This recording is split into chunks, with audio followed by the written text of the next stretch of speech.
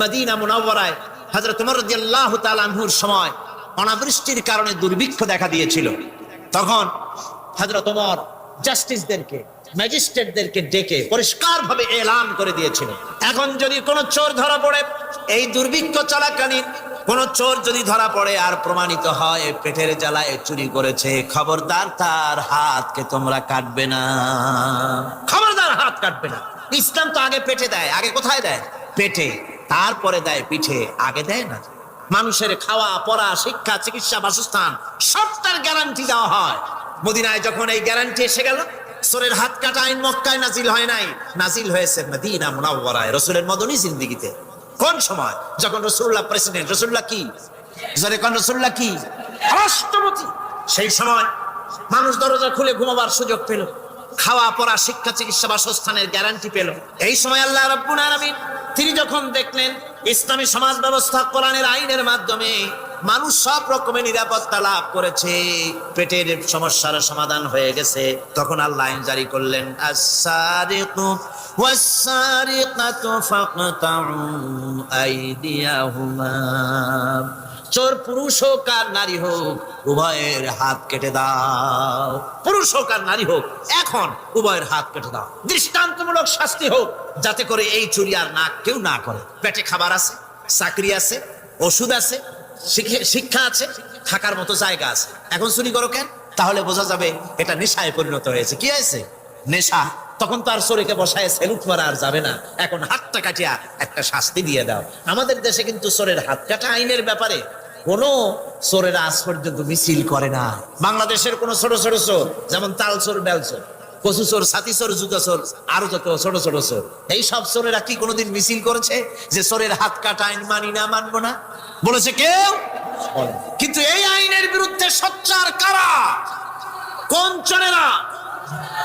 নিশ্চয়ই ছোট চোরেরা, বড় চোর যারা তাল বেল চুরি করে না, বরং কলমের খোঁচা দিয়া সরকারের জনগণের লক্ষ কোটি কোটি টাকা পকেটস্থ করেন মেহেরবানি করে। ওইসব তারা মনে করেন যদি এই আইন চালু হয়ে যায় তাহলে তালচোর বেলচোরের তো কোনো ক্ষতি নাই, ইসলামী রাষ্ট্র চালু হলে পরে তো সকলের পেটে ভাত আসবে, ওই তাল বেল আর চুরি করা লাগবে না, তাদের তো সুবিধা। কিন্তু মুসিবতটা তো আমাদের হবে, বেশি খাইয়া খাইয়া জিব্বা পুরু হয়ে গেছে, এখন ওই বেশি খাইতে না পারলে বদভ্যাস চালু হয়ে যাবে, চুরি করতে যখন যাইবে তখন এই আইন তো বিসমিল্লাহ হবে আমাদের দিয়া। এই জন্য ওনারাই বিরোধিতা করেন চরম ভাবে। আর ইসলামের সব আইনের সাথে বিরোধিতা করার জন্য বাংলাদেশে যতগুলি পত্রিকা বেরিয়েছে তার মধ্যে শীর্ষস্থানে রয়েছে ভারতের রয়ের টাকায় পরিচালিত নিকৃষ্ট আবর্জনা পত্রিকা আজকের কাগজ। ওই কাগজে, এই কাগজে একটা প্রবন্ধ লেখা হয়েছে আজ, সেই প্রবন্ধে লেখা হয়েছে ধর্মভিত্তিক রাজনীতি এমনি এমনি নিষিদ্ধ করা যাবে না, সম্ভব হবে না, এটাকে একেবারে গোড়া থেকে উপড়ে ফেলে দিতে হবে। বাউবাড়ির আবদা ভারতের টাকা নিয়ে লাফালাফি করছে আজকে, তারা বাংলাদেশ থেকে ধর্মভিত্তিক রাজনীতি নিষিদ্ধ ঘোষণার জন্য পায়তারা চালাচ্ছে এই পত্রিকার মাধ্যমে। এই পত্রিকার একমাত্র কাজ গোটা জাতিসত্তাকে দ্বিধা বিভক্ত করা, ইসলামের বিরুদ্ধে ইয়াং জেনারেশনকে খেপিয়ে তোলার জন্য আদা পানি খেয়ে লেগেছে, ধর্মভিত্তিক রাজনীতি নিষিদ্ধ ঘোষণা করার জন্য আপ্রাণ প্রচেষ্টা চালাচ্ছে। সংসদে পর্যন্ত এই বক্তব্য উঠানো হয়েছে, তাই না? সংসদে উত্থাপিত হয়েছে ধর্মভিত্তিক রাজনীতি নিষিদ্ধ ঘোষণা করতে হবে। আমি বলেছি ধর্মভিত্তিক রাজনীতি নিষিদ্ধ ঘোষণা করে ফেলেছিল রাশিয়া। রাশিয়ার যেই পার্লামেন্টে বসে ধর্মভিত্তিক রাজনীতি নিষিদ্ধ ঘোষণা করা হয়েছিল, যে পার্লামেন্টের ঘোষণার বলে লক্ষ লক্ষ মুসলমানদেরকে জবাহ করা হয়েছে রাশিয়ায়, যে পার্লামেন্টের ঘোষণার বলে মসজিদ মাদ্রাসা ভেঙে চুরে একাকার করে দেওয়া হয়েছিল রাশিয়ায়, যেই পার্লামেন্টে বসে আলেম ওলামা পীর দরবেশদেরকে হত্যা করার জন্য নির্দেশ দেওয়া হয়েছিল রাশিয়ার যে পার্লামেন্ট থেকে, সেই দেশ আজ আর আস্ত নাই, দেশটা টুকরা টুকরা হয়ে গিয়েছে। বাংলাদেশের পার্লামেন্টে আজকে যারা এই দুঃসাহসিক কথা বলছেন, ধর্মভিত্তিক রাজনীতি নিষিদ্ধ ঘোষণা করার কথা যারা উচ্চারণ করছেন, রাশিয়ার পার্লামেন্টের ইতিহাস ভুলে যাবেন না। বাংলাদেশে 11.5 কোটি তৌহিদি জনতার তৌহিদি রক্ত, তৌহিদি চেতনা সমস্ত শরীরে মাথায় আর রগ রেশায় টকবক করছে ইসলামী চেতনা, ইসলামের রক্ত। এই মুসলমানদের সাথে আগুন নিয়ে খেলা করার চেষ্টা করো না। আমার বন্ধুগণ, কোরআনের আইন বন্ধ করার ক্ষমতা কারো নাই। এই আইন চালু হলে পরেই শান্তি আসবে। ওরা বিরোধিতা করছে, ওরা বলছে চোরের হাত কাটা আইন, এটা হচ্ছে একটা অমানবিক ব্যাপার। আইনটা কার? আল্লাহ। মানুষগুলি কার? তা তোমারা তো দরদ কেন? মায়ের চাইতে মাসির দরদ বেশি। এটা কি খুব সুলক্ষণ? না, এটা দারুণ কুলক্ষণ। সুতরাং আল্লাহ রাব্বুল আলামিন তার আইন হচ্ছে শাশ্বত আইন। চোরের হাত কাটা আইন অর্থ নয় যে বাংলাদেশ ইসলামী দল যদি ক্ষমতায় আসে পাইকারি দরে চোরের হাত কাটা আরম্ভ করবে না। ততক্ষণ পর্যন্ত আইন চালু হবে না যতক্ষণ পর্যন্ত সমস্ত মানুষ তাদের কর্মসংস্থান না হবে, খাবার না পাবে, চাকরি বাকরি না হবে, খেয়ে পরে খাওয়া পড়া শিক্ষা চিকিৎসা বাসস্থান সবটার গ্যারান্টি মিলবে, তারপরে আইন চালু হবে। এর আগে আল্লাহ রাব্বুল আলামিন ফৌজদারি দণ্ডবিধির আওতার ভিতরে চোরের কি শাস্তি হবে তা বললেন, নরহত্যার শাস্তি কি হবে তাও আল্লাহ পাক এখানে বলছেন, ইয়া আইয়ুহাল্লাযীনা আমানু কুতিবা আলাইকুমুল কিসাসু ফিল কাতলা। আল্লাহ পাক বলেন তোমাদের প্রতি নরহত্যার শাস্তি স্বরূপ কিসাস নির্দিষ্ট করা হয়েছে, অর্থাৎ হত্যার বদলে হত্যা করা। একজন মানুষ আর একজন মানুষকে হত্যা করেছে, কোরআনের আইন হচ্ছে ওকেও হত্যা করে। কি সুন্দর আইন, সুবহানাল্লাহ পড়েন। তাহলে কি হবে? রেডিও টেলিভিশনে পত্র পত্রিকার মাধ্যমে যদি খবর ছড়ানো হয় যে হত্যাকারীর বিচার হবে কোরআনের আইন অনুযায়ী, প্রকাশ্য রাজপথে হত্যাকারীকে তাকেও যদি হত্যা করে দেওয়া হয়, এই দৃশ্য উপস্থিত জনতা যত দেখবে, পত্র পত্রিকায় খবর পাবে, টেলিভিশনের পর্দায় দেখতে পাবে, যারা দেখলো এই সব লক্ষ লক্ষ জনতার ভেতরে মানুষ হত্যা করার দুঃসাহস আর আসবে? আল্লাহ পাক বলছেন এটা হচ্ছে মানুষের কিসাস, এর মধ্যে রয়েছে মানুষের জীবন। এরপরে নরহত্যার শাস্তি আল্লাহ পাক এভাবে কোরআনে কারীমের মধ্যে বললেন। জিনার শাস্তি, আয-যানিয়াতু ওয়াজ-যানি ফাজলিদু কুল্লা ওয়াহিদিন মিনহুমা মিআতা জালদা। আল্লাহ রাব্বুল আলামিন বলেন জিনাকারিনী পুরুষ, জিনাকারিনী নারী আর জিনাকারা পুরুষ, তাদের শাস্তি হচ্ছে উভয়কে 100 করে দৌড়া মারা, প্রাণদণ্ড দিয়ে দেওয়া। এই শাস্তি যদি হয় জেনা বন্ধ হয়ে যাবে, বিবাহ সহজ হবে। ইসলামী রাষ্ট্র হলে পরে জেনা করা কঠিন হবে, বিবাহ করা সহজ হয়ে যাবে। এটা হচ্ছে কোরআনের আইনের সুন্দর বিধান। জেনার শাস্তি, চোরের শাস্তি, নরহত্যার শাস্তি জুডিশিয়াল লয়ের আওতায়, ফৌজদারি দণ্ডবিধির আওতায় এগুলি পড়ে। এগুলি সব কোরআন শরীফে আছে না নাই? আছে কিনা? তাহলে কি করে আপনি বলবেন আপনি ধর্ম নিরপেক্ষ? আপনি শুধু ধর্ম আপনার ব্যক্তিগত ব্যাপার আর রাজনীতি একটা আলাদা ব্যাপার। এবারে আল্লাহ রাব্বুল আলামিন মদ পান সম্পর্কে, যারা মদ পান করবে, জুয়া খেলবে যারা, তাদের সম্পর্কে, মদ্যপায়ীদের ব্যাপারে আল্লাহ পাক বলছেন ইন্নামাল খামরু ওয়াল মাইসিরু ওয়াল আনসাবু ওয়াল আজলামু রিজসুম মিন আমালিশ শাইতানি ফাজতানিবুহু।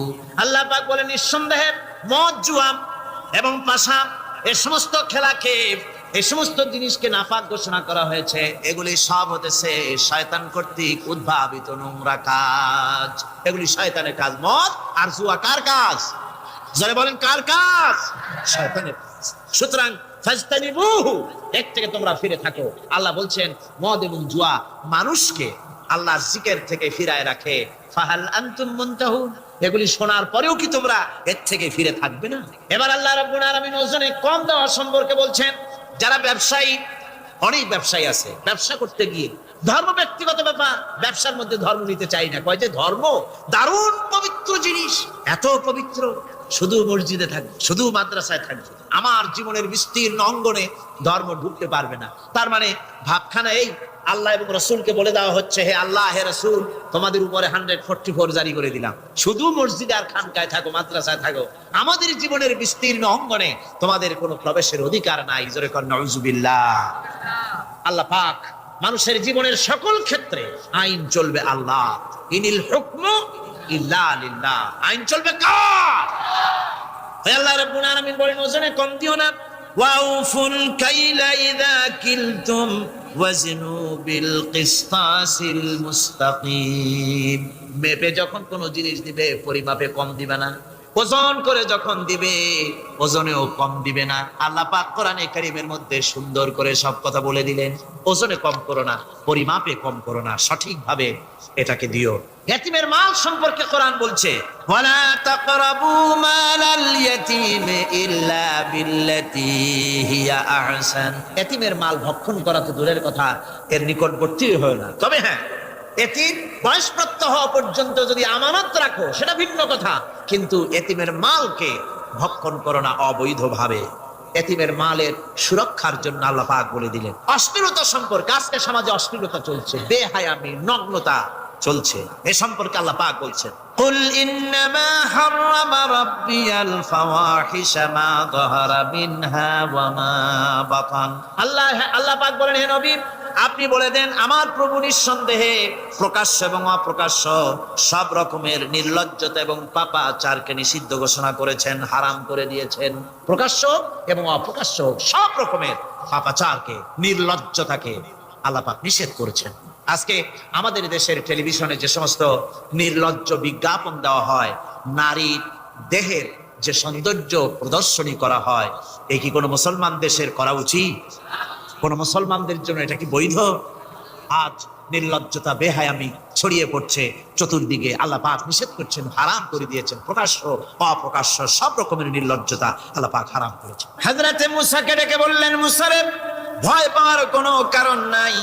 প্রতিষ্ঠিত একটি সরকারের বিরুদ্ধে তোমাকে নামায় দিয়া ময়দানে তোমাকে আমি একা ছেড়ে দেই নাই। আমি আল্লাহ রাব্বুল আলামিন তোমার সাথে আছি। হাতের লাঠি ছেড়ে দাও। মুসা আলাইহিস সালাম লাঠি ছেড়ে দিলেন, লাঠি সাপ হয়ে গেল, হা করলো। জাদুকরদের তৈরি করা সমস্ত বাঘ, সিংহ, সাপ মুসা আলাইহিস সালামের লাঠি মার্কা সাপের পেটের মধ্যে গিয়া ঢুকলো।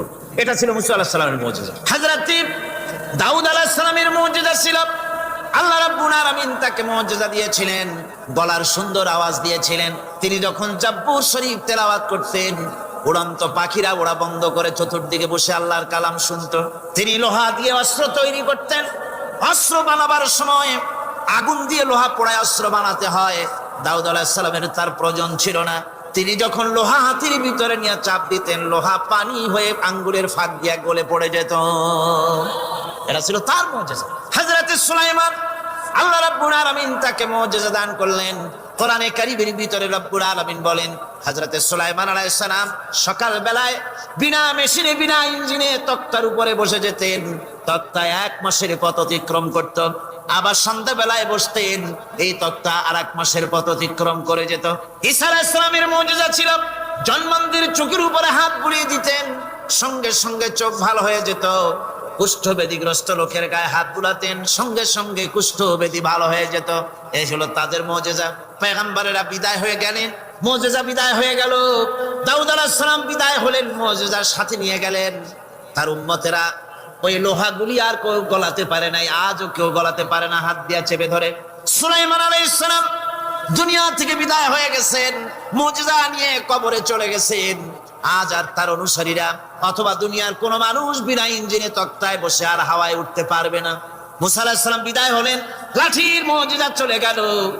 তার উম্মতেরা, তার অনুসারীরা কিয়ামত পর্যন্ত যদি 1012 চেষ্টা চালায়, লাঠিকে আর কোনোদিন সাপে পরিণত করতে পারবে না।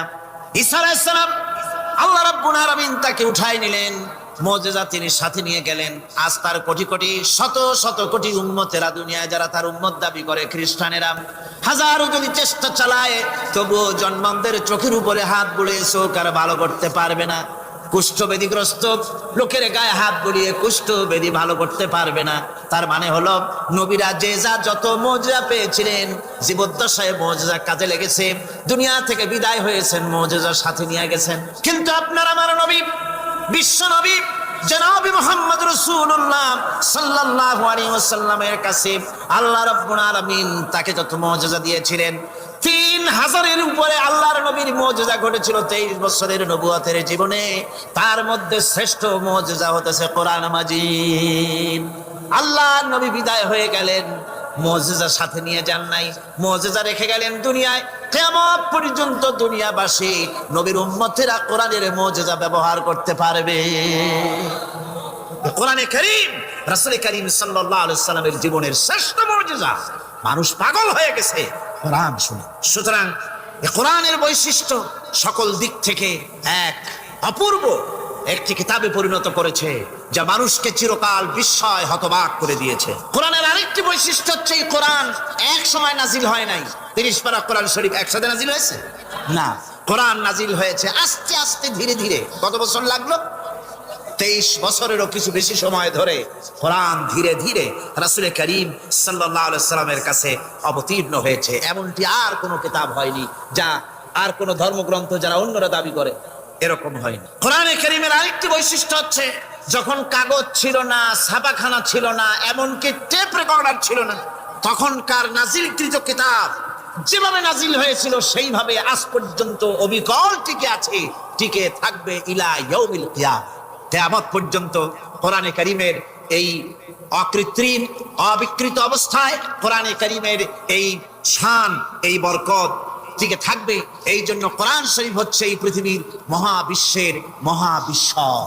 কোরআন হচ্ছে পৃথিবীর মহাবিশ্বের মহাবিস্ময়। এর মর্যাদা সম্পর্কে রাসূল করিম সাল্লাল্লাহু আলাইহি ওয়াসাল্লাম বলেছেন, ওয়ান উসমান রাদিয়াল্লাহু তাআলা আনহু আন্নাহু قال قال رسول الله صلى الله عليه وسلم خيركم من تعلم القرآن وعلمه রাওয়াহুল বুখারী। আল্লাহর নবী বলেন, তোমাদের মধ্যে সর্বোত্তম ব্যক্তি সেই, তোমাদের ভিতরে ভালো ব্যক্তি, উত্তম ব্যক্তি সেই, যে ব্যক্তি নিজে কোরআন শেখে আর অন্যকে শেখায়। কোরআন যে শেখে আর অন্যকে যে শেখায়, সেই ব্যক্তি হলো তোমাদের মধ্যে সর্বোত্তম ব্যক্তি, ভালো ব্যক্তি। সুবহানাল্লাহ পড়েন। কোরআনে কারীমের এই মর্যাদা সম্পর্কে রাসূল করিম সাল্লাল্লাহু আলাইহি সাল্লাম বলেছেন, দুই ব্যক্তিকে, দুই শ্রেণীর লোককে ঈর্ষা করা যায়। অমুকে বিরাট বাড়ি করেছে, সে বাড়ি দেখে হিংসা হয়, আমি ওরকম বাড়ি করব, অমুকের মতো নেতা হব, অমুকের মতো বড় লোক হতে হবে। পরশ্রী কাতরতা অথবা ঈর্ষা করা, এরকমের ঈর্ষা করা জায়েজ নাই। রাসূলুল্লাহ বলেছেন, দুই ব্যক্তির সঙ্গে ঈর্ষা করা যায়।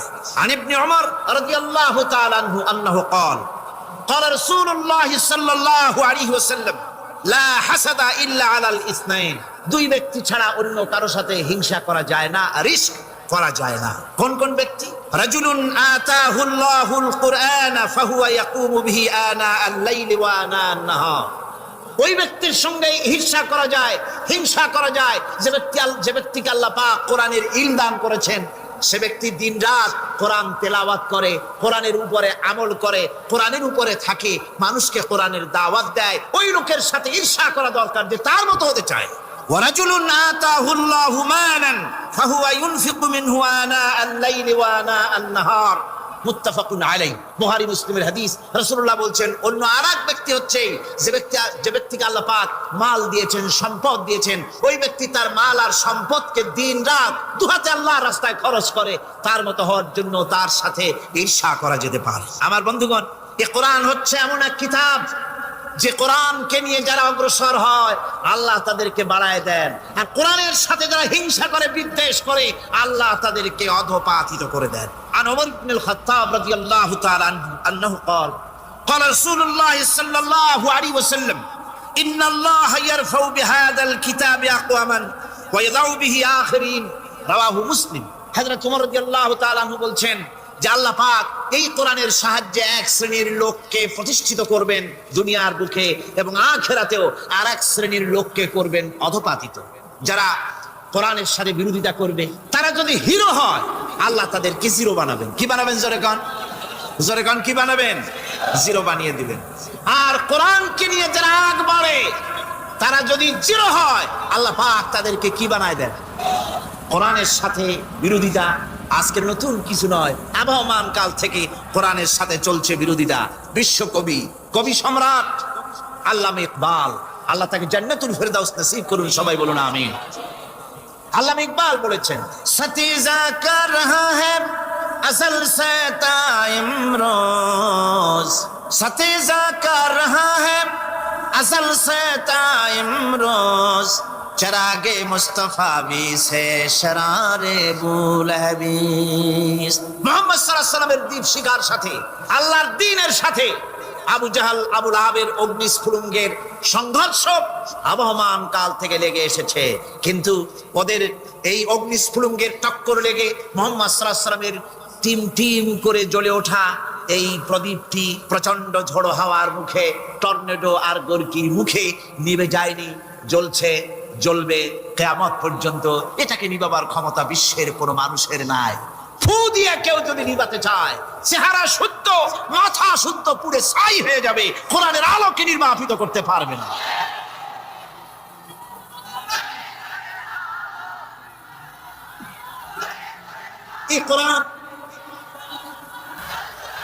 এই কোরআন যার সিনার ভিতরে থাকে, যার সিনার মধ্যে থাকে সে হয় সমৃদ্ধ, আর যার সিনার মধ্যে থাকে না সে হয় সবচাইতে ফকির আর এতিম। আল্লাহর নবী বলেছেন, ইন্নাল্লাযী লাইসা ফি জাওফিহি শাইউম মিনাল কুরআনি কাল বাইতিল খারিব।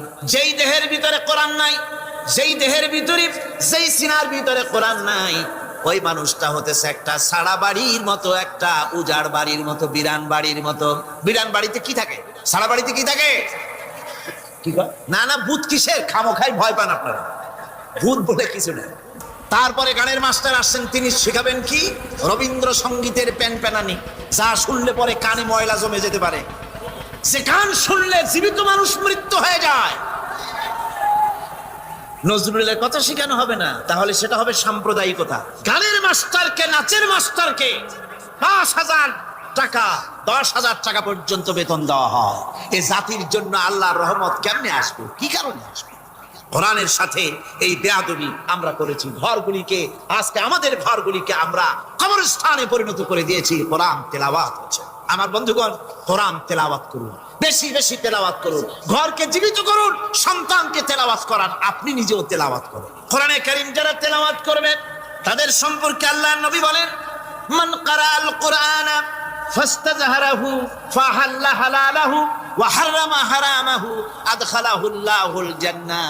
আল্লাহর নবী বলেন, যে ব্যক্তি কোরআন শরীফ তেলাওয়াত করবে এবং কোরআনের হালাল অনুযায়ী হালালকে মেনে চলবে, হারাম অনুযায়ী হারাম থেকে ফিরে থাকবে, এরকম কোরআনের উপরে যে তেলাওয়াত করবে আর আমল করবে, আল্লাহ রাব্বুল আলামিন কিয়ামতের দিন তাকে জান্নাতের ভিতরে প্রবেশ করাবেন। শুধু বেহেশতে যাবে না, ওয়া সাফাহু ফি আশরাতিন মিন আহলি বাইতিহি কুল্লুহুম কাদ ওয়াজাবাত লাহুন নার।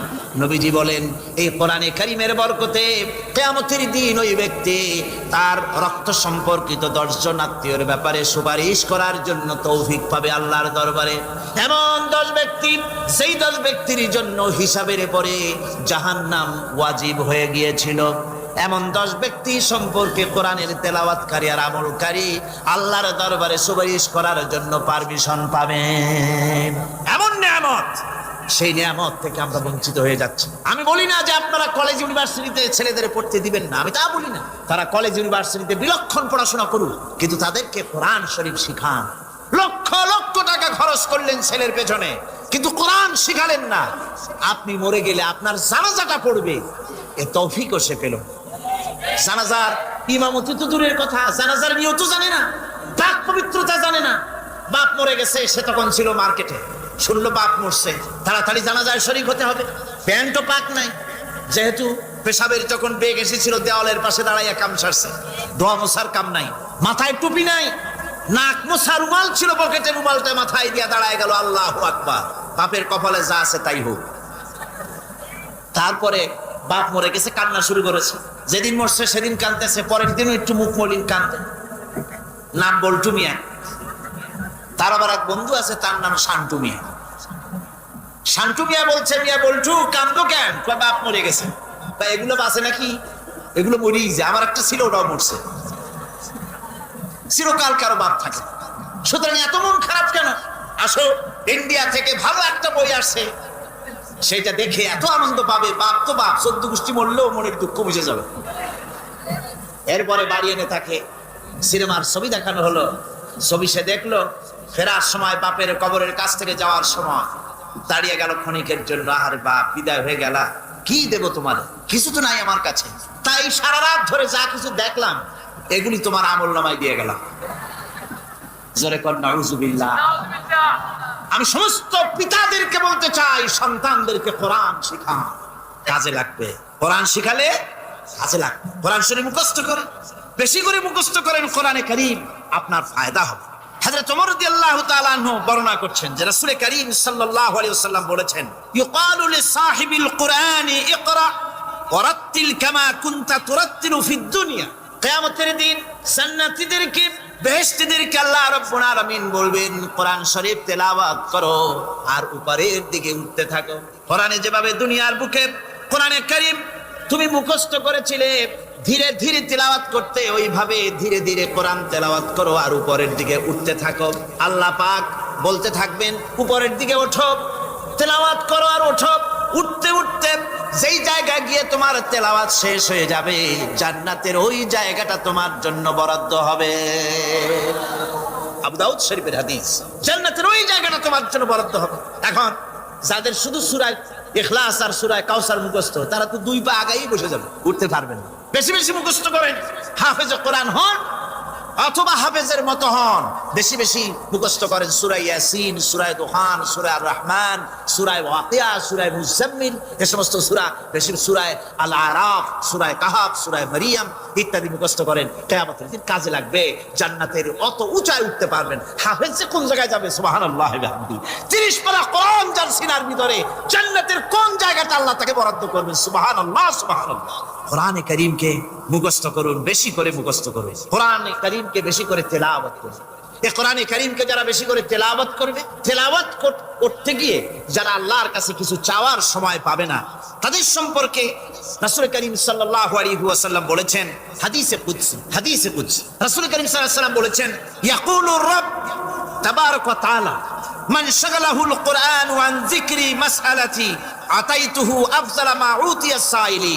আল্লাহর নবী বলেন, আমার আল্লাহ পাক বলেছেন, কোরআন তেলাওয়াত করতে গিয়ে যারা ব্যস্ত থাকে, কোরআন তেলাওয়াত করতে করতে যারা আমার কাছে হাত পেতে কিছু চাওয়ার সময় পায় না, যারা আমার কাছে হাত পেতে কিছু চায়, তাদের থেকে তেলাওয়াতকারীদেরকে আমি রব্বুল আলামিন বেশি করে দেই।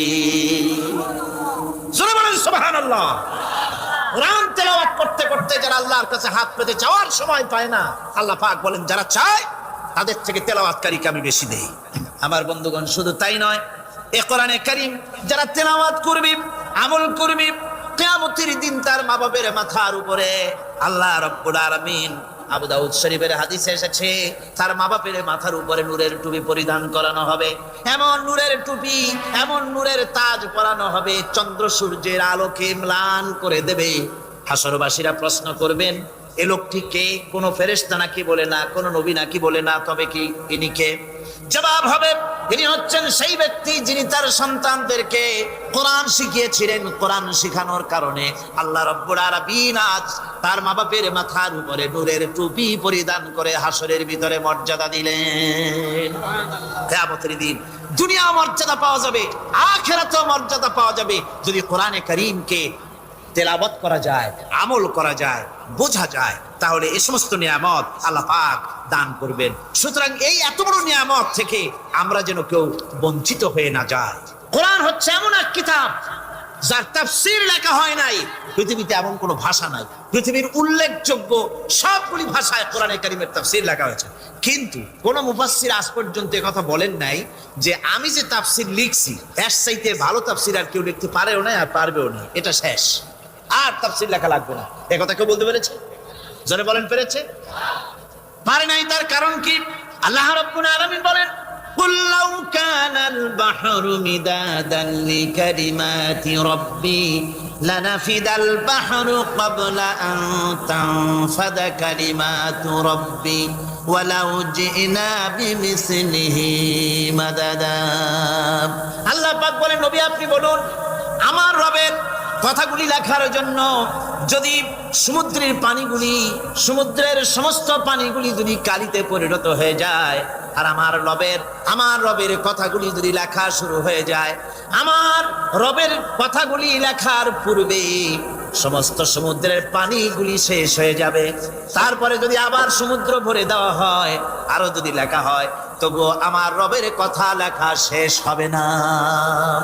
আল্লাহ রাব্বুল আলামিন বলেন, ولو أن ما في الأرض من شجرة أقلام والبحر يمده من بعده 7 أبحر ما نفدت كلمة الله আল্লাহ রাব্বুল আলামিন বলেন মা নাফিদাত কালিমাতুল্লাহ আল্লাহ পাক বলেন 7টা সমুদ্রের পানি যদি একত্রিত করা হয় 7টা সমুদ্রের পানি যদি এক জায়গায় করা হয় এই পানিগুলি যদি কালিতে পরিণত হয়ে যায় আর পৃথিবীর সমস্ত গাছগুলি যদি কলমে পরিণত হয়ে যায় ওই গাছগুলি দিয়ে যদি ওই পানি রূপ কালি দিয়ে আমার প্রভুর কথা আল্লাহ রাব্বুল আলামিনের কোরআনের কথা যদি লেখা শুরু হয়ে যায় লিখতে লিখতে সমস্ত পানিগুলি গাছগুলি শেষ হয়ে যাবে আল্লাহ পাকের কালামের ব্যাখ্যা লেখা শেষ হবে না মা নাফিদাত কালিমাতুল্লাহ আল্লাহর কথা লেখা শেষ হবে না এত বড় বিরাট আজিম কিতাব আল্লাহ পাক আমাদেরকে দান করেছেন সুবহানাল্লাহ এই কিতাবের এত বড় গুরুভার আল্লাহ রাব্বুল আলামিন বলেছেন লাউ আনজালনা হাযাল কুরআন আলা জাবালিন লারাআইতাহু খাশিআন মুতাসাদ্দিআন মিন খাশিয়াতিল্লাহ আমি যদি এই কোরআনকে পর্বতের উপরে নাজিল করতাম তাহলে তুমি দেখতে পেতে আমার ভয় ভীত সন্ত্রস্ত হয়ে পাহাড়গুলো চূর্ণ বিচূর্ণ হয়ে যেত এত বড় আসিম কিতাব আমি তোমাদেরকে দান করেছি যার গুরুভার বহন করতে কেউ রাজি হয়নি পাহাড় পর্বত কেউ রাজি হয়নি মানুষ রাজি হয়েছে এই মানুষের উপরে আমি এটা অবতীর্ণ করেছি গোটা বিশ্ববাসীর সামনে এই কিতাব আমি দিয়েছি তোমাদেরকে এর দ্বারা হেদায়েত তোমরা গ্রহণ করবে কিয়ামতের দিন আল্লাহর এই বিরাট নিয়ামত আমাদেরকে দান করলেন আমরা এই নিয়ামতের নাশকর করেছি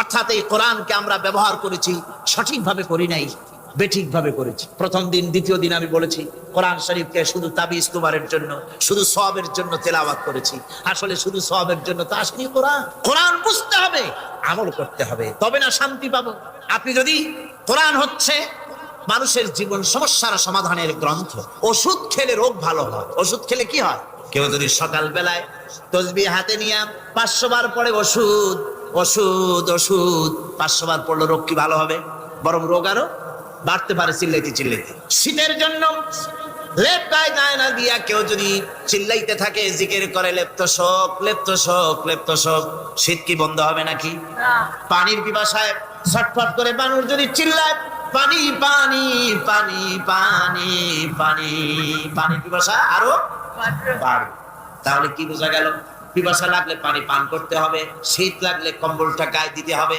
রোগ হলে ওষুধটা খেতে হবে তাহলে সব সমস্যার সমাধান হবে অনুরূপ ভাবে আমরা শুধু কোরআনে কারীমকে তেলাওয়াত করি সওয়াবের নিয়তে তার হুকুমগুলি জীবনের উপরে আমল করি না বলে আজকের জীবন আমাদের বিপর্যস্ত হয়েছে ব্যক্তিতে পরিবারে রাষ্ট্রে শান্তি নাই কোথাও শান্তি নাই এই কারণে আর কিয়ামতের দিন রাসূল আসামি করবেন তাদেরকে যারা কোরআন অমান্য করেছে রাসূল হবেন বাদী বাদী হবেন কে যারা বলেন কে বাদী হবে রাসূল আসামি হবে কারা যারা কোরআন ছেড়ে দিয়েছে আল্লাহ রাব্বুল আলামিন বলেন وقال الرسول يا رب إن قومي اتخذوا هذا القرآن مهجورا কিয়ামতের দিন রাসূল আল্লাহর দরবারে ফরিয়াদ করবেন আয় আমার রব আয় আমার আল্লাহ তাআলা এই সমস্ত লোকগুলি তোমার কালামকে তোমার কোরআনকে অপ্রয়োজনীয় জিনিস বলে তারা পরিত্যাগ করেছিল কোরআনকে অপ্রয়োজনীয় মনে করেছে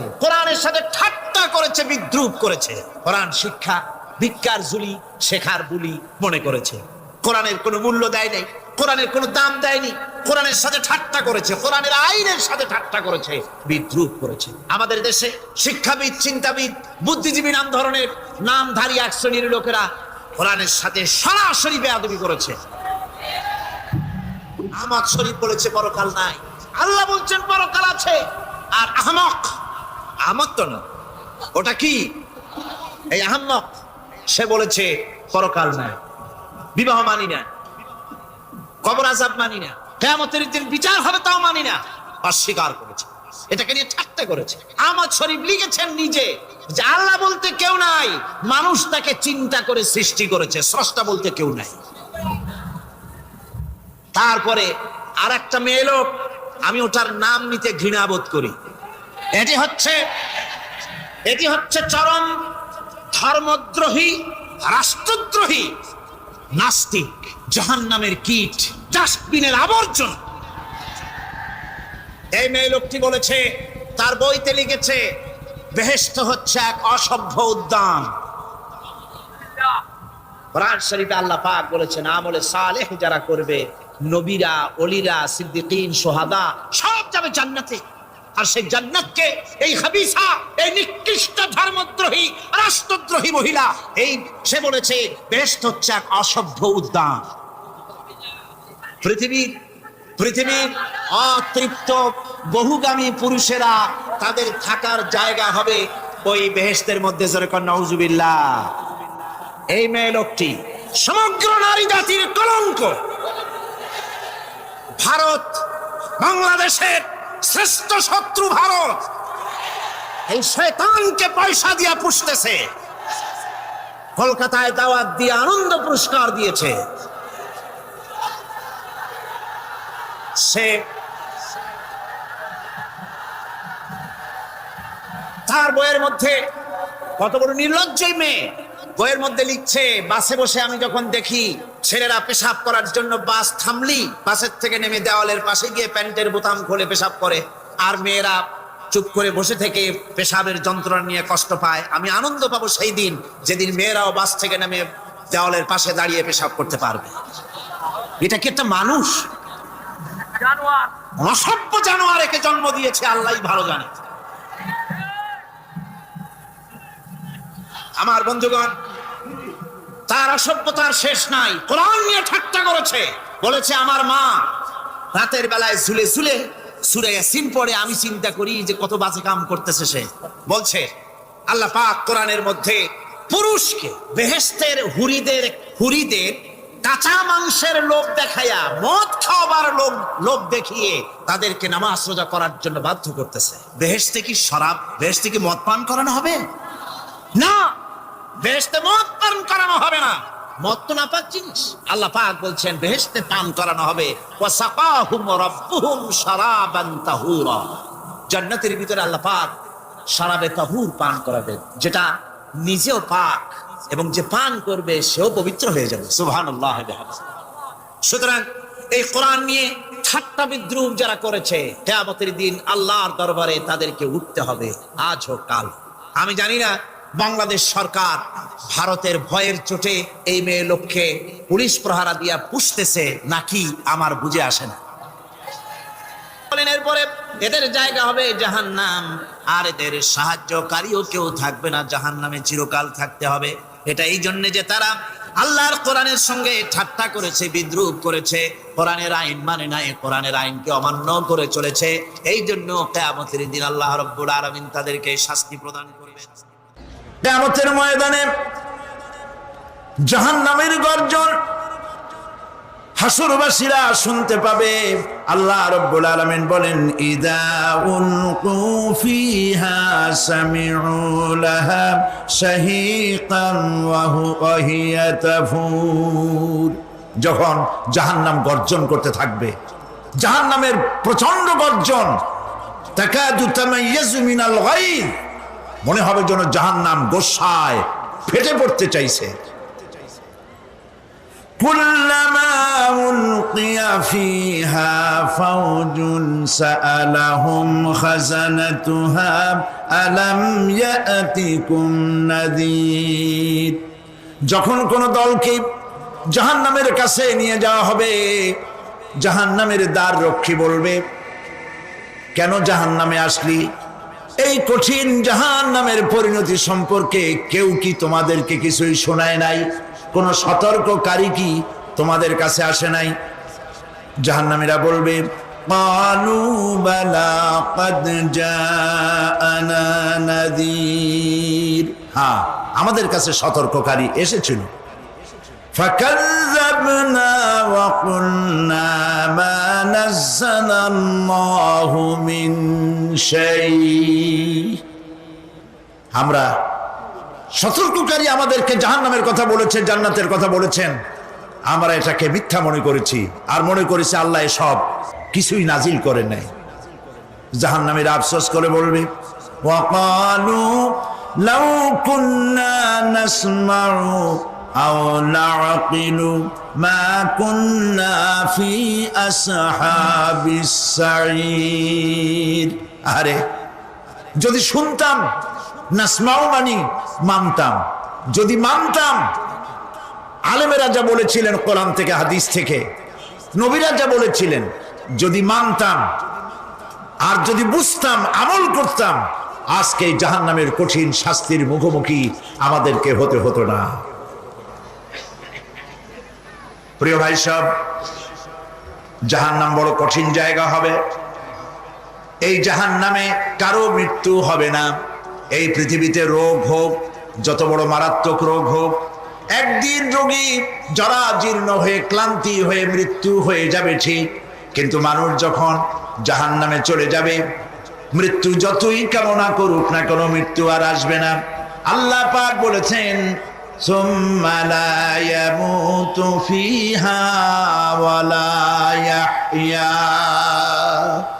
জাহান্নামের কঠিন শাস্তি, মানুষ সেখানে বাঁচবেও না, মরবেও না, এমন এক দুরবস্থার মুখোমুখি হতে হবে পৃথিবীর মানব মণ্ডলীকে, কাফেরদেরকে, যারা জাহান্নামে যাবে। জাহান্নামীরা মৃত্যু কামনা করবে, বলবে আহারে যদি মরে যাইতাম। কোরআনে কারীমে রব্বুল আলামিন বলেছেন, লা তাদউ সুবুরান ওয়াহিদান ওয়ালা ওয়াদউ সুবুরান কাসীরা। এক মৃত্যু কামাই করো না, একটা মৃত্যু কামনা করো না। 1000 বার যদি মৃত্যু কামনা করো, মৃত্যু আর আসবে না। এই জাহান্নামের কঠিন শাস্তির ভেতরে মানুষকে থাকতে হবে। প্রিয় ভাই সব, এই জাহান্নামে সামান্য সামান্য পাপের কারণে, যে কোনো পাপের কারণেই জাহান্নাম হবে না। এই জাহান্নামে কারা যাবে তার একটি বয়ান আল্লাহ পাক কোরআন শরীফের মধ্যে বলে দিয়েছেন। একটি আয়াতের মধ্যে আল্লাহ রাব্বুল আলামিন বলেন, আলকিয়া ফি জাহান্নামা কুল্লা কাফফারিন আনিদ মান্নাইন লিল খায়রি মু'তাদিন মুরিব। প্রত্যেক অস্বীকারীকে জাহান্নামে যেতে হবে। যারাই আল্লাহ পাককে অস্বীকার করেছে তাদেরকে জাহান্নামে নিক্ষেপ করা হবে। যে সত্যের পথে প্রতিবন্ধকতার সৃষ্টি করেছে, ইসলামী আন্দোলনের সামনে বাধার সৃষ্টি করেছে, আর আল্লাহ পাকের সীমা লঙ্ঘন করেছে, দ্বীনের প্রতি সন্দেহ পোষণ করেছে, আর আল্লাহর সাথে শিরক করেছে, তাদের সকলকেই জাহান্নামে যেতে হবে। নাউযুবিল্লাহি মিন যালিক। আল্লাহ পাক এর থেকে আমাদেরকে হেফাজত করুন, আমরা বলি আমিন। প্রিয় ভাই সব, নবী রাসূলগণ তারা এই পৃথিবীতে আল্লাহর দেওয়া জীবন বিধান নিয়ে এসেছিলেন। একে অস্বীকার যারা করবে তাদেরকে কিয়ামতে জাহান্নামে নিক্ষেপ করা হবে। প্রতি মুহূর্তে আল্লাহর রহমতের উপরে বেঁচে থেকে যারা আল্লাহ পাকের কৃতজ্ঞতা স্বীকার করবে না, তাদেরকেও জাহান্নামে যেতে হবে। কোরআনে কারিমে আল্লাহ পাক বলেছেন, লা ইন শাকারতুম লা আযীদান্নাকুম ওয়া লা ইন কাফারতুম ইন্না আযাবি লাশাদীদ। আমার নিয়ামতের কৃতজ্ঞতা যারা স্বীকার করবে, আমার নিয়ামতের শুকর যারা আদায় করবে, আমি তাদের নিয়ামতকে বাড়ায় দেব। আর যারা অস্বীকার করবে, শুকর আদায় করবে না, তাদের জন্য শাস্তি দেওয়া হবে। এই জন্য আল্লাহ পাকের নিয়ামতের শুকরিয়া আদায় করতে হবে। 2 নম্বরে আল্লাহ পাকের হুকুম আহকাম মেনে জীবন পরিচালনা করতে হবে। নবীরা আল্লাহ পাকের পক্ষ থেকে যে দ্বীন নিয়ে এসেছেন, ওই দ্বীনের আনুগত্য করতে হবে, বিরোধিতা করা যাবে না। যারা ইসলামী আন্দোলনের বিরোধিতা করবে, আল্লাহর দ্বীন প্রতিষ্ঠার পথে যারাই বিরোধিতা করবে, জায়গা হবে কোথায়? জাহান্নাম। ভাই সব, জাহান্নাম বড় কঠিন হবে। সেদিন কেউ সুপারিশ করবে না, কোনো উপায় থাকবে না। কিয়ামতের ময়দানে আমলনামা ছেড়ে দেওয়া হবে। জাহান্নামীদের আমলনামা পেছন থেকে বা হাতে আসবে। কোরআনে কারিমে আল্লাহ পাক বলেন, ওয়া আম্মা মান উতিয়া কিতাবাহু বিশিমালিহি ফায়াকুলু ইয়া লাইতানি লাম উতা কিতাবিয়া। পেছন থেকে বাম হাতে যার আমলনামা আসবে সে বলবে, আরে আমারে যদি কিতাবটা, আমার যদি আমলনামা না দেওয়াই হতো কত না ভালো হতো, আমার যদি হিসাব না নেওয়া হইতো কত ভালো হতো। ওয়ালান আদরি মা হিসাবিয়া ইয়া লাইতাহা কানাতিল কাদিয়া। আমার হিসাব যদি আমি আদৌ না জানতাম তাহলে কতই না ভালো হতো। হায় আমার মৃত্যু যদি দুনিয়ায় শেষ হয়ে যেত, আর যদি এই ময়দানে ওঠা না লাগতো। মা আগনা আন্নি মালিয়া হালাকা আন্নি সুলতানিয়া। আজ আমার অর্থ সম্পদ কোনো কাজে লাগলো না, আমার ক্ষমতা প্রতিপত্তি কোনো কাজে লাগলো না। বড় বড় বাদশা, বড় বড় প্রেসিডেন্ট, প্রধানমন্ত্রী কিয়ামতে এতিমের মতো দাঁড়ায় থাকবে, বলবে আমার দলবল কই, যারা সেলুট দিত তারা কই, টাকা কই, পয়সা কই, বিষয় কই, সম্পত্তি কই, কিচ্ছু পাবে না। প্রিয় ভাই সব, এই পৃথিবীতে ক্ষমতা যতদিন থাকে পুলিশ সেলুট মারে, আর্মি সেলুট মারে। আমল যদি খারাপ হয় ফেরেশতা যে কি দিয়া মারবে চিন্তাই করতে পারেন। আমি লক্ষ্য করেছি পুলিশ, বিডিআর, আর্মি যখন সেলুট দেয় দুই রকম মারে, হাত দিয়া মারে আর বুট পায় আছে এক জুতা আর এক জুতার সাথে ঠাস করে আরেকটা লাগায়। আমি চিন্তা করছি দুইটা দেয় কেন, হাত দিয়েও দিল পাও দিয়েও দিল, অর্থ কি? অর্থ পরিষ্কার। সরকারের মন্ত্রী, সরকারের লোক, আপনি আমার সেলুট পাইতে পারেন, ব্রিটিশ নিয়মে মারল হাত দিয়া, আর একটা ইশারা দিয়া দিল, মারে হতি ইশারা। সরকারে থাইকা যদি জনগণের সর্বনাশ করেন, মুসলমান দেশের তথ্য পাচার করে মুসলিম দেশের স্বাধীনতা যদি হরণ করতে চান, আর যদি ধরা পড়েন তাহলে হাত দিয়া না ওইটা দিয়ে মারবো।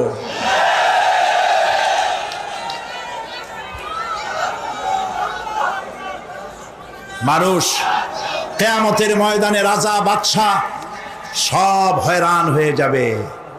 জাহান্নামীদেরকে, কাফেরদেরকে, কাফেররা উপস্থিত হবে।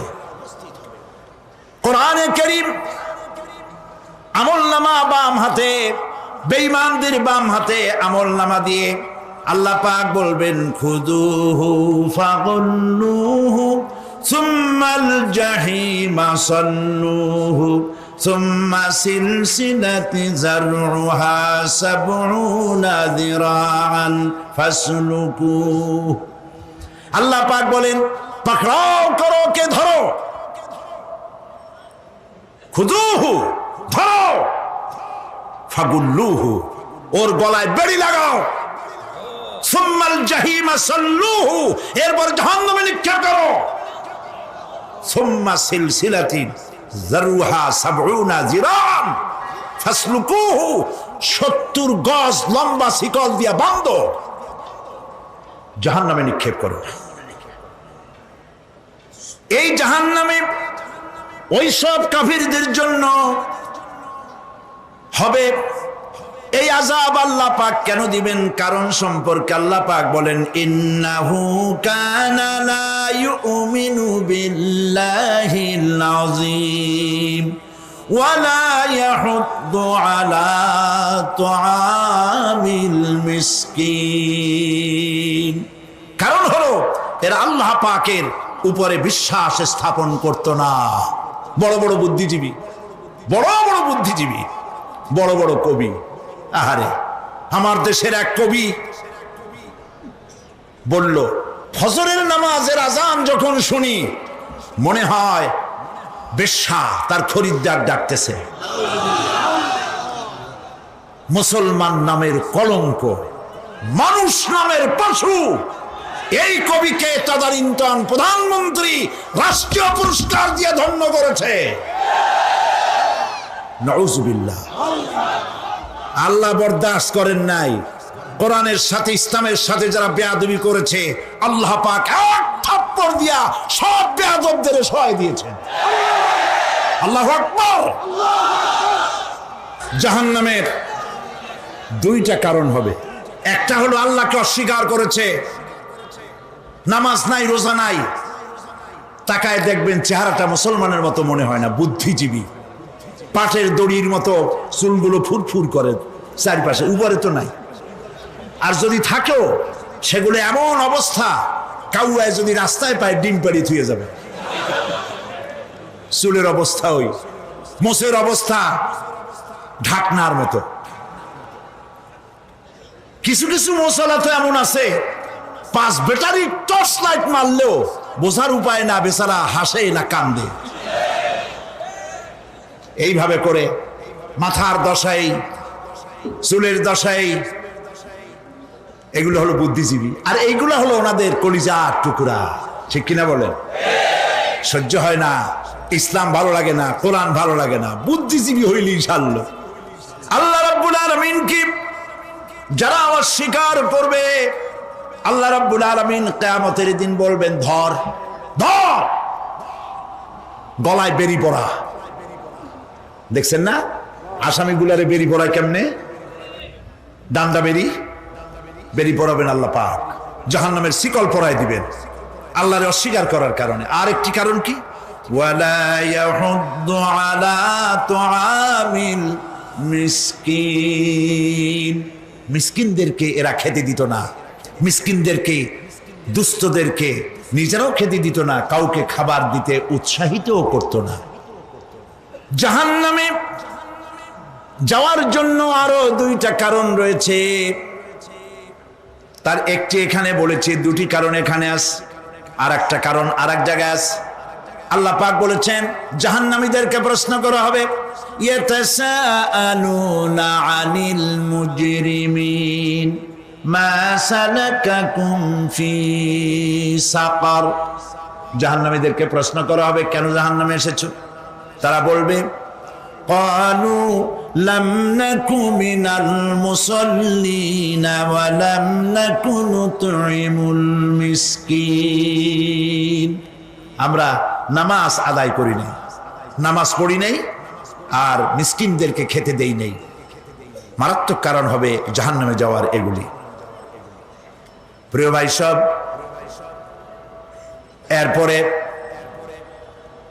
কিয়ামতের দিন আমলনামা দিয়ে দেওয়ার পর একদল তো জান্নাতে চলে যাবে, ইমানদারদের ডান হাতে আমলনামা আসবে, আর বেঈমানের কোন হাতে? পিছন থেকে বাম হাতে। জাহান্নামীরা জাহান্নামে যাওয়ার পর তারা সেখানে বসে জান্নাতীদেরকে দেখতে পাবে। সুবহানাল্লাহ। জান্নাতের দিকে তাকিয়ে তারা লক্ষ্য করে দেখবে যাদেরকে গালাগালি করেছিল মৌলবাদী বলে, যাদেরকে মারধর করেছিল, যাদেরকে ধর্মান্ধ বলা হয়েছিল, সেই লোকগুলি তো ওই জান্নাতে দেখা যায়।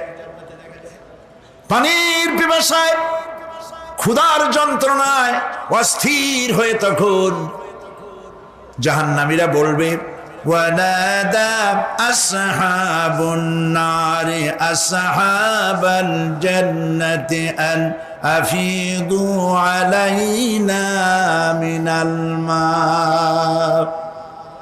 জাহান্নামীরা রাগ দিয়া বলবে, ও জান্নাতি ভাইরা, ক্ষুধায় মরে গেলাম, পিপাসায় মরে গেলাম, তোমরা যে পানি পান করো জান্নাতের ভিতরে, একটু পানি আমাদের দিকে ঢেলে দাও। আও মিম্মা রাযাকাকুমুল্লাহ, একটু পানি দাও, অথবা আল্লাহ পাক তোমাদেরকে যে রিজিক দান করেছে একটু খাদ্য আমাদের দিকে নিক্ষেপ করে দাও, একটু খাইয়া বাসি।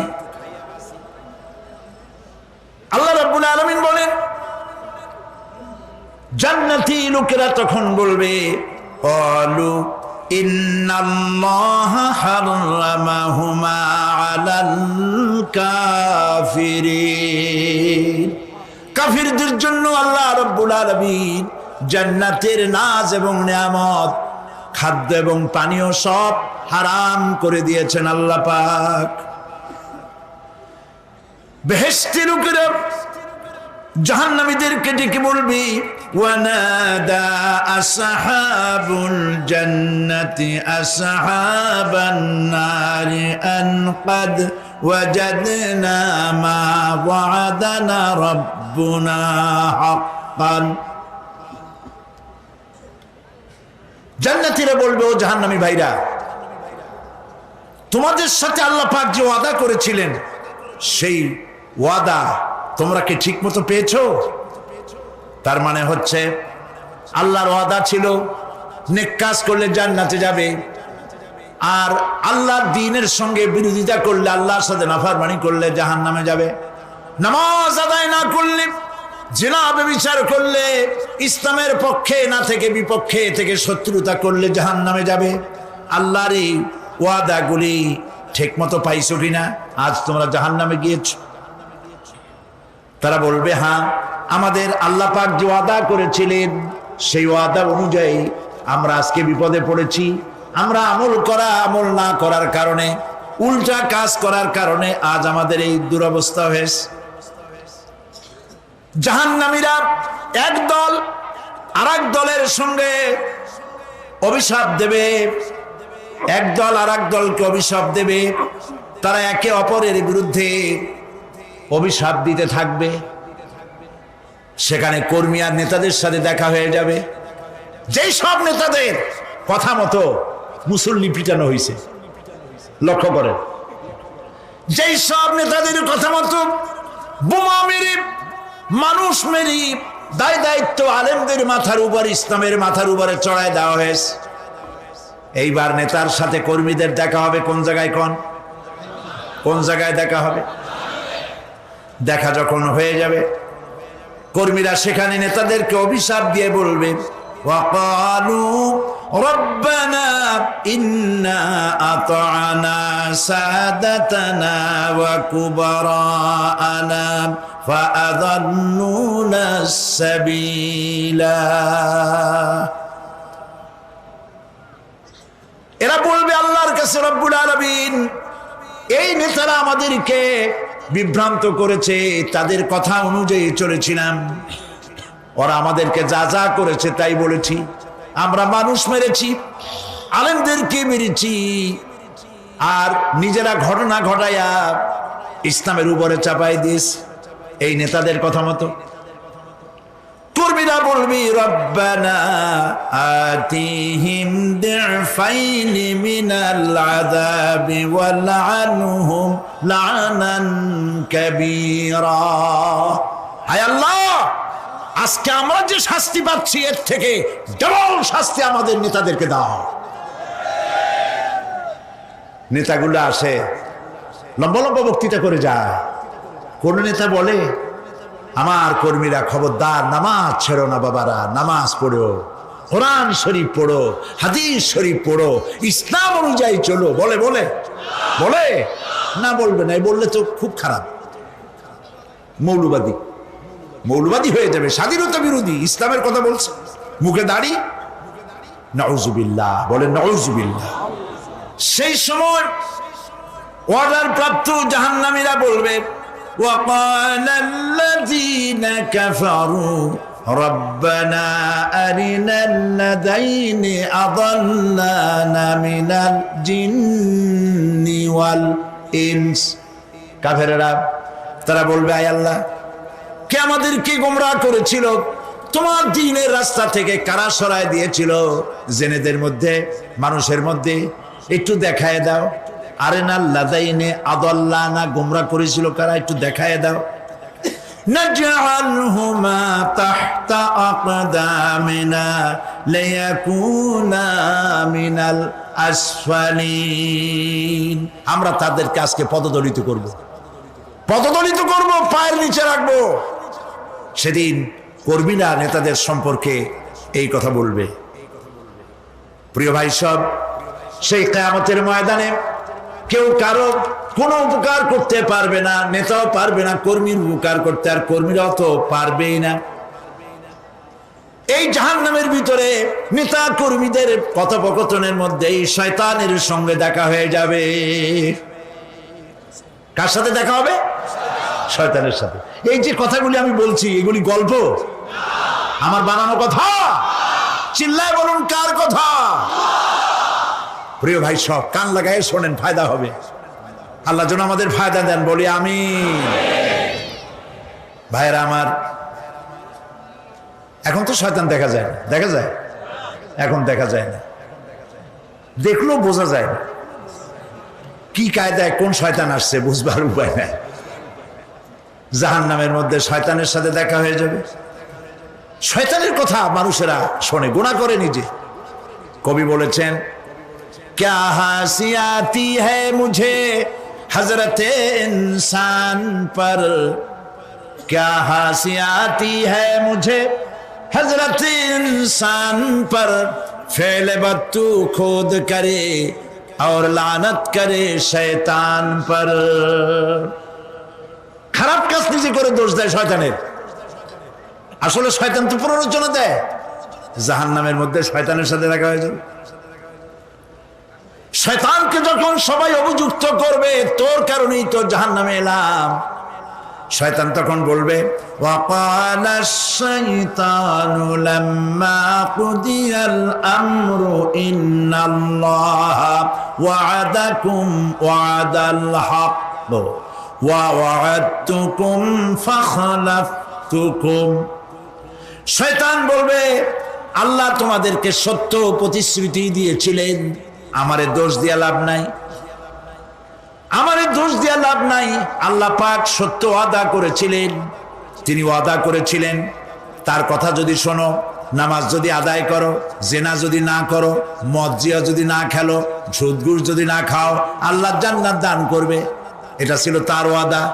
আল্লাহ তার ওয়াদা পালন করে যারা তার হুকুম মেনে চলেছে তাদেরকে জান্নাত দান করেছেন। আর আমার ওয়াদা ছিল ভিন্ন। আমি ওয়াদা করেছিলাম, এই ড্রিঙ্ক আর বিমেরি খাওয়ার ফুর্তি করো, দুনিয়াটা মস্ত বড়, দুনিয়া কা মজা লে লো, দুনিয়া তোমারি হ্যায়। শয়তানের কথা। কার কথা? শয়তানের কথা।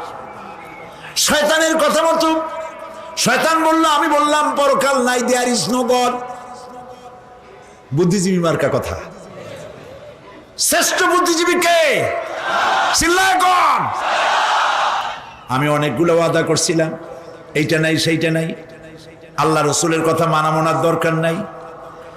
এমনি করে আল্লাহ যে ওয়াদা করেছিলেন সমস্ত ওয়াদা তিনি পালন করেছেন, আর আমি যে ওয়াদা করেছিলাম আজ আমি খেলাপ করলাম। এমন জায়গায় বলবে যে এইটারে শোধ করার, এটা সংশোধন করার আর কোন উপায় নাই। শয়তান আরো বলবে, ওয়ামা কানা লি আলাইকুম মিন সুলতান। আর আমি যে ওয়াদাগুলি করেছিলাম এর পিছনে কোনো দলিল ছিল না। আলেমরা কথা বলছে, কথায় কথায় কোরআন বলছে, হাদিস বলছে। লক্ষ্য করে শুনতেছেন আপনারা? আলেমরা কথা বলেছি, কথায় কথায় কোরআন আর হাদিসের দলিল পেশ করেছে, আল্লাহর কথা রাসূলের কথা পেশ করেছে। ওয়ামা কানা লি আলাইকুম মিন সুলতান। আর আমার কথার ভিতর কোনো দলিল ছিল না, আন্দাজে কয়ে গেছি। ভাইয়ের আমার, বোনের আমার, দিলাম একটা ডাক, ডাইনে তাকানো বায়ে তাকানো নাই, সবাই দিলাম দৌড়। এখন আমারও দোষ দাও কে? এইসব দোষ দিয়ে কি লাভ নাই। ইল্লা আন দাউতুকুম ফাস্তাজাবতুম লি। আমি কি করছি? আমি একটা বক্তৃতা দিলাম, জ্বালাময়ী একটা ভাষণ দিলাম, আমি একটা আহ্বান জানালাম, কোনো চিন্তা ভাবনা না করে আমার পিছনে তোমরা দৌড় দিয়েছ। কে বলবে? আহারে, আল্লাহ কি কোনো কথা গোপন রাখছেন? কোন গোপন রাখছেন? সব বলে দিয়েছে। কেন চিন্তা করো নাই? নেতা একটা সে মঞ্চে দাঁড়ায় বক্তৃতা করতেছে, বেটা সারা জীবনে নামাজ পড়ে না, চেহারার দিকে তাকাইলে মনেই হয় না মুসলমান, মরলে পরে ফেরেশতা পর্যন্ত আশ্চর্য হয়ে যাবে। বেটা তুই শ্মশান তুই কবরে আসছিস কেন?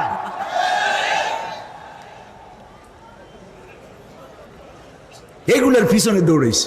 তোমার ভাই, আমার ভাই, উল্লুক ভাই, ভাল্লুক ভাই। আজিব আজিব, কার পেছনে দৌড়াও?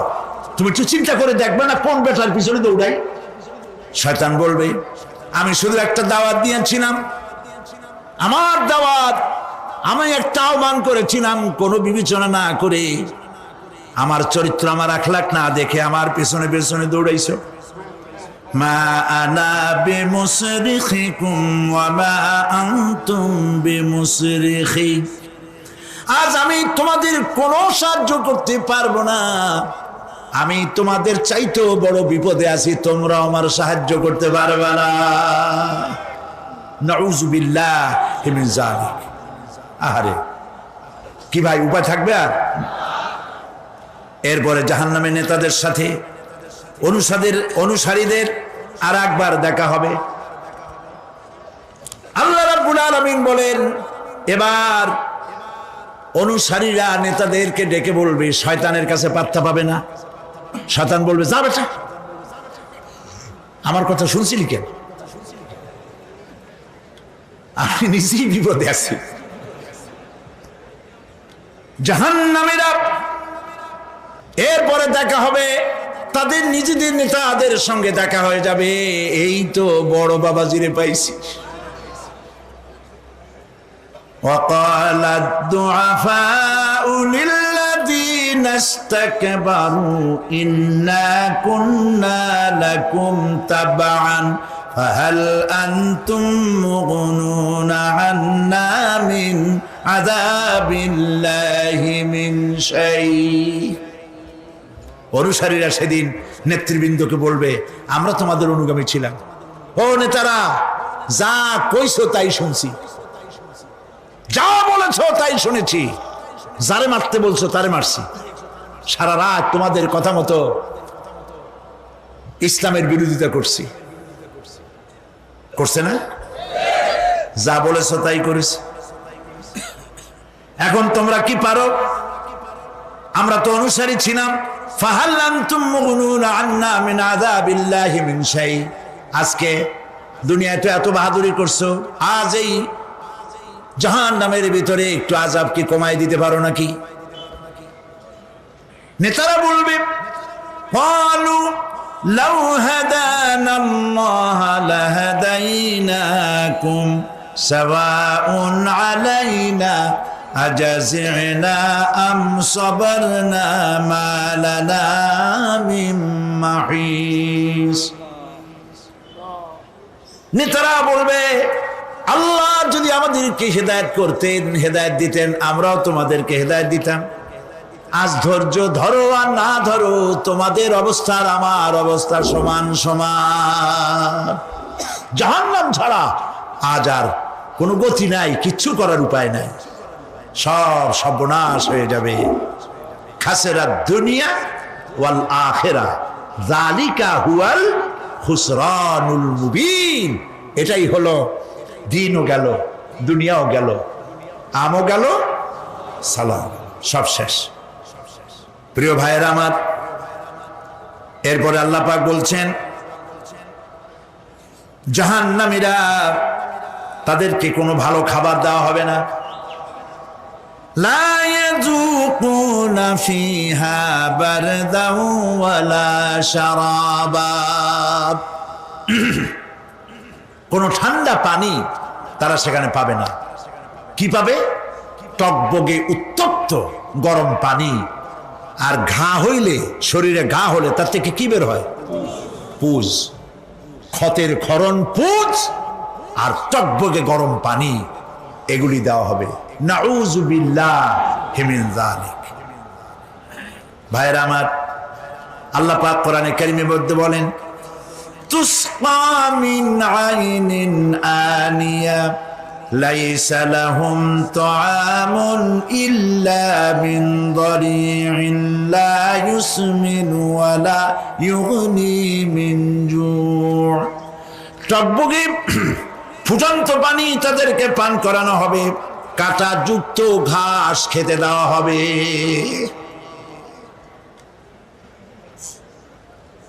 এতে করে তাদের ক্ষুধা মিটবে না, দেহেরও কোনো পুষ্টি হবে না, ক্ষুধাও নিবৃত্ত হবে না। এরপরে তাদেরকে জাহান্নামের আগুন দিয়ে তাদের পোশাক বানানো হবে। নাউজুবিল্লাহ। জাহান্নামের পোশাক পরিয়ে দেওয়ার কারণে আল্লাহ পাক বলছেন শরীরটা পুড়ে ঝলসে যাবে। কুল্লামা নাদিজাত জুলুদুহুম বাদদালনাহুম জুলুদান গায়রাহা লিয়াযুকুল আযাব। চামড়া পুড়ে শেষ হয়ে যাবে, আবার নতুন করে চামড়া পরানো হবে যাতে করে শাস্তির তীব্রতা অনুভব করতে পারে। জাহান্নামের আযাব সহ্য করতে না পেরে জাহান্নামীরা সব কিছুর বিনিময় জাহান্নাম থেকে মুক্তি চাইবে।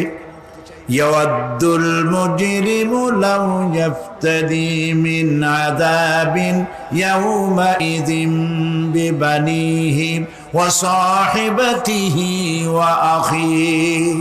সেদিন অপরাধীগণ চাইবে তার স্ত্রী, তার আত্মীয় স্বজন, ভাই বোন, সাহায্যকারী, নিকটবর্তী পরিবার সকলের বিনিময়, এমনকি ওয়ামান ফিল আরদি জামিআন, পৃথিবীর সব কিছু যদি তাকে দেওয়া হয় তার বিনিময়ে সে জাহান্নাম থেকে মুক্তি পাওয়ার জন্য কাকুতি করবে, আপত্তি করবে, বাঁচার চেষ্টা করবে।